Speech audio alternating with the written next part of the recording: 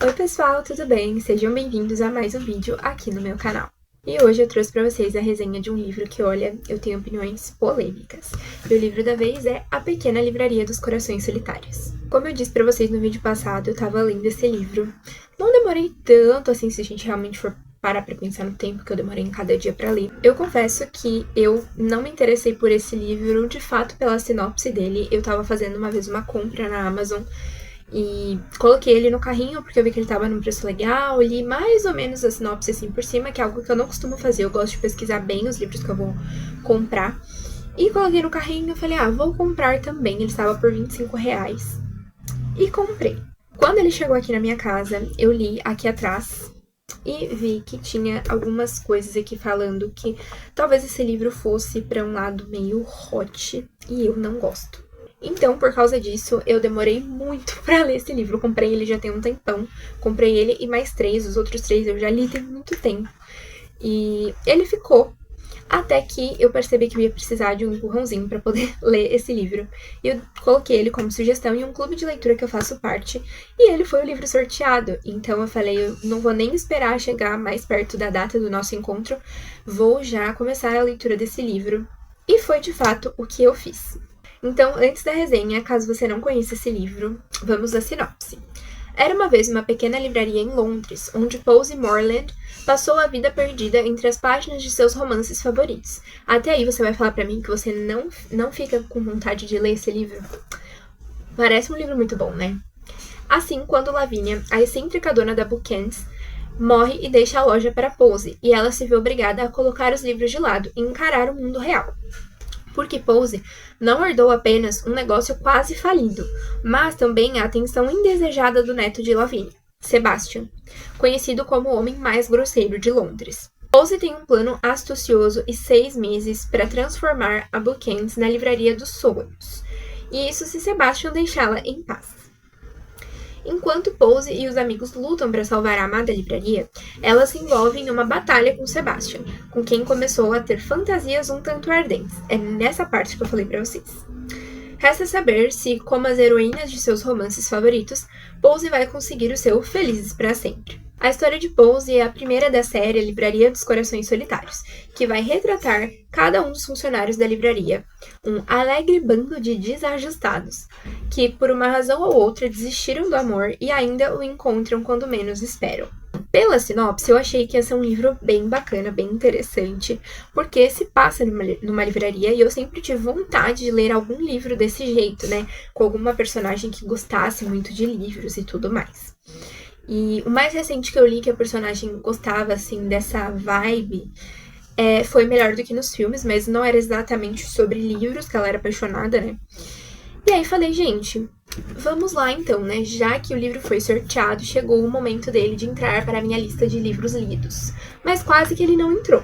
Vamos começar pelos pontos que eu não gostei da história. Quando eu comecei a leitura desse livro, eu comecei achando que eu ia amar muito, né? Que talvez esse livro ganhasse 5 estrelas ou até um favoritado no meu Reading Journal. Mas não demorou muito para eu perceber que o livro não ia caminhar para esse lado. O principal motivo foi o Sebastian, um dos personagens aí do livro, que era para ser era não, né? Ele foi o par romântico da Posey ao longo da história, né? Essa era a intenção da autora, mas na minha opinião, ele tem falas extremamente problemáticas, muito problemáticas mesmo, vou pontuar para vocês melhor, que simplesmente não me deixaram conseguir enxergar ele como um par romântico, não me deixaram enxergar o livro como um livro romântico. Bom, o Sebastian teve diversas falas machistas, misóginas e atitudes muito questionáveis ao longo do livro. Não só ele, outros personagens também. Mas isso fez com que eu perdesse o encanto do livro, né? Eu não perdi aquela conexão que a gente tem com o livro quando a gente tá lendo, mas eu perdi totalmente o encanto quando isso começou a acontecer e não demorou muito, como eu disse. Eu vi vários vídeos de resenha que eu falei, não é possível que só esteja vendo isso. Mas eu percebi que as pessoas conseguiram relevar isso, ou então não acharam problema nessas falas, o que eu sinceramente não consigo entender. Uma das falas que ele tem no livro é que ele acha que as mulheres não têm que ter direito ao voto mesmo, e, enfim, coisas desse tipo, gente. Dá pra perceber que a autora quis levar essas falas pra um outro caminho, como se ele fosse um bad boy, um cara que fica implicando, de inimigos pra amantes. Só que, sinceramente, com esse tipo de fala, não tem como.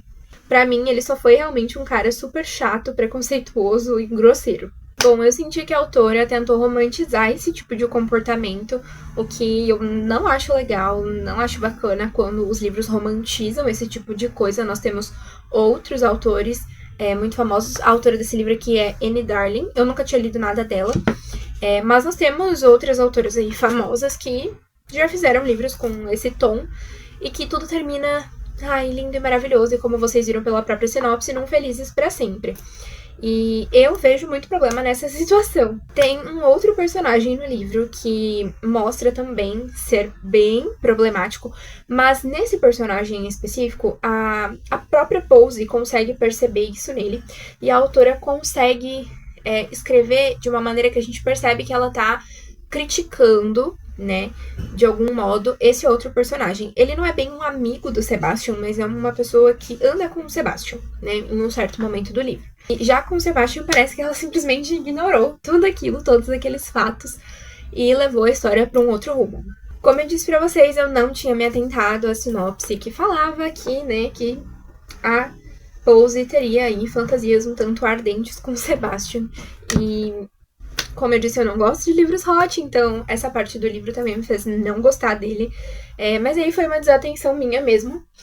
Mas eu tenho outra coisa a pontuar. Gente, quem olha pra essa capa e pensa que isso aqui vai ter hot, eu realmente não concordo com capas assim. Claro que não precisa ser uma capa super explícita, mas eu sinto que isso aqui é meio que pra mascarar o que tem aqui dentro do livro, e eu não acho isso legal. Uma parte do livro em que a Pose começa a escrever o próprio livro, né?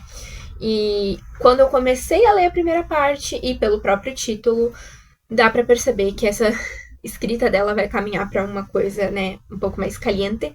Então eu pulei essa parte, o que, sinceramente, eu acho que transformou a minha experiência com o livro, porque eu ia gostar menos ainda do que eu gostei. Agora vamos falar da Pose, que é a nossa personagem principal. Eu confesso pra vocês que eu achei que ia rolar uma certa identificação entre eu e a personagem, apesar da nossa diferença de idade. A Pose tem 28 anos, eu tenho 20, mas eu achei a personagem extremamente imatura.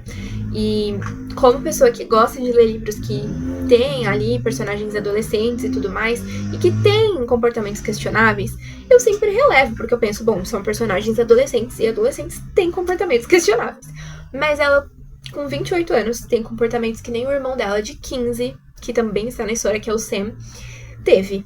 Isso, eu não sei pra vocês como isso pega aí, mas sabendo da idade dela, isso também me incomodou bastante, porque a gente começa a se envolver com a história, né, de um certo modo, essa conexão que a gente tem com o livro, e a gente se atenta a esses detalhes, né? Então, pra mim, não casou o comportamento dela com a idade. Dá pra entender um pouco o porquê que a autora quis que ela tivesse esse tipo de comportamento, que é por conta do luto, que é um ponto que eu gostei muito, a gente vai entrar nisso. Eu gostei muito de como eles retrataram certas coisas sobre o luto. Mas, ainda assim, não sei, eu sinto que ela poderia ter desenvolvido melhor essa questão, porque só pareceu que a Pose era uma mulher adulta que tinha parado, estagnado lá na adolescência. Tanto que a própria... como era o nome dela? A Lavínia, que era a antiga dona da livraria, ela fala que a Pose estava dormindo. Então, muito provavelmente essa foi a intenção da autora também, e foi um ponto que eu particularmente não gostei.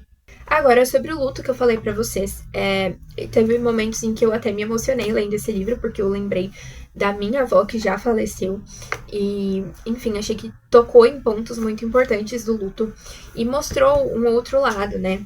Porque o luto, ele realmente pode demorar anos, né? Nós temos as fases do luto e tudo mais, mas existe a vivência do luto de uma maneira saudável, e existe a vivência do luto de uma maneira que já não é saudável, né? A Pose transformou o apartamento dela e um pedaço da livraria, que era a parte da cafeteria, como se fosse um museu. Então, o quarto dos pais estava intocado mesmo. Gente, ela deixou o quarto, assim, até o livro que o pai dela estava lendo, ela deixou exatamente do mesmo jeito, as maquiagens da mãe, ela cita isso depois, né?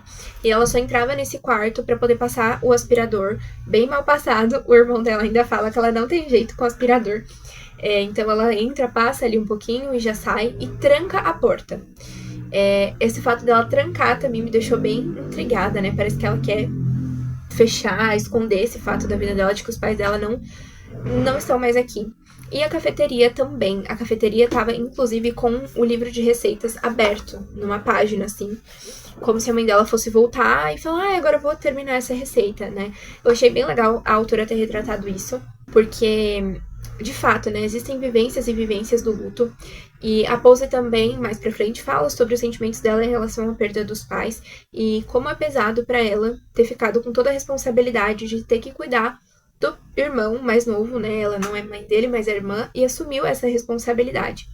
E outra coisa legal é que o irmão dela reconhece todo o esforço que ela faz por ele, né? E ela realmente tem esse olhar materno para ele. Essa questão do luto também mostra como as pessoas podem paralisar diante de uma situação tão difícil como essa, né? E como eu disse, as pessoas podem se identificar com isso e isso gera identificação, né? Então as pessoas também podem gostar do livro por conta disso. Mas o final do livro traz outros pontos que eu realmente não gostei. Também pensando nessa questão do desenvolvimento do luto dela com os pais, lembrando que os pais dela não morreram recentemente, já tinham morrido, já tinham uns bons anos, tá, gente? Não foi uma morte recente de 1 ou 2 anos, já tinha muito tempo que eles tinham falecido, eu não lembro exatamente quantos anos. Mas parece que ela, num estalar de dedos, simplesmente tudo tinha mudado na cabeça dela e que foi tudo muito simples e tudo mais, porque foi tudo muito rápido. Foi de uma pessoa que não conseguia processar de jeito nenhum que os pais tinham morrido pra, numa conversa com uma outra personagem aí, falar, ai, não, realmente, né, eu tenho que passar essa cafeteria pra frente, dar oportunidade pra você vir trabalhar aqui e tudo mais. Então, assim, eu achei bem controverso. Agora, de fato, sobre o final do livro, eu achei que parece que a autora tinha um número de páginas certo pra finalizar o livro, e ela não podia ultrapassar esse número de páginas, porque ela atropelou todas as informações, tanto que chegou num ponto da leitura em que eu olhei e eu falei, meu Deus, será que eu me perdi, assim, eu parei de prestar atenção em algum momento da leitura, porque a gente sabe que isso acontece às vezes, né, a gente tem que voltar a ler alguns parágrafos. Mas não, na verdade, como tudo aconteceu muito rápido, acabou ficando um pouco confuso, né?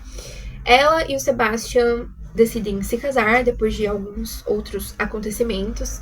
Bom, no capítulo seguinte, ou um pouco depois na história, tem um brinde. E aí eu já falei, meu Deus, eles já estão casando, assim, né? Dá pra entender que o Sebastian tava com pressa pra isso, mas eu falei, meu Deus, eles já estão casando, eu acho que eu me perdi aqui. Mas na verdade não, esse brinde era em comemoração à livraria.